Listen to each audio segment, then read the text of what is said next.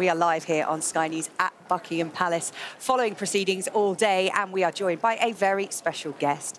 It's almost like having royalty here. It is Dame Joanna Lumley. How lovely to be here. I can't tell you how thrilling it is to be here, because to watch it on television is something, but to be here and actually see the physical thing, the sound of the horses, the bands, the glittering, and the crowds just thrilled. It's really enchanting. Yeah, it has been such a special couple of hours. Rhiannon, let's talk about what we've witnessed. Where should we start? I think the main focal point was the carriage procession with the royals, and we saw the Queen's youngest great-grandchildren. We saw Princes George and Louis and Princess Charlotte, their first carriage procession. That's right. Of course, this is a weekend like no other. We have never seen a Platinum Jubilee in this country before. No other monarch has ever marked 70 years on the throne. And yes, there's the big official pageantry and spectacle, but also, I think, we were reminded that at the centre of this, there is a family who all want to come together to celebrate this amazing milestone for their mother, their grandmother, and their great-grandmother. And so I think that is why Prince William and Kate decided that today was the right moment when Prince George, Prince Louis and Princess Charlotte should all have their moment in a carriage. And we saw them riding past, and I have to say, Prince George slightly tentative about his waving, but Louis and Charlotte definitely giving it a good go. And yeah, William and Kate, and we can show you the pictures now. And they were in a carriage with the Duchess of Cornwall as well. Yes. And yeah, there you go. Princess Charlotte, she's a little star in the making, I think. Look at that. Her wave is spot on. Joanna, what struck you about what we've watched unfold over the last hour or so? It's the usual thing. I mean, it's just extraordinary to see British ceremony at its very, very best. And being the daughter of a soldier, I'm always terribly proud to see the military out, absolutely.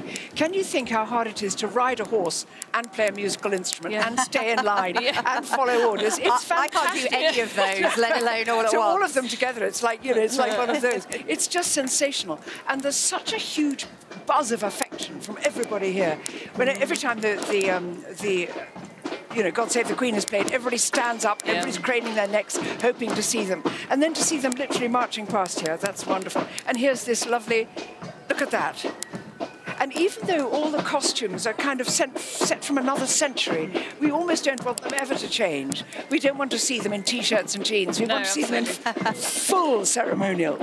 And riding on today, which is hot. And the horses have all got sheepskin blankets under their saddles, and there's all the, can you imagine the uniforms, and they've got bearskin hats and swords. Oh, astonishing. It is a real feat of endurance and a real source of pride for those in the armed forces taking part today. Joanna, I'd just like to ask, because this is the first time we're seeing you on screen, you're going to be with us on Sunday as well for the big parade. What does this Platinum Jubilee mean to you?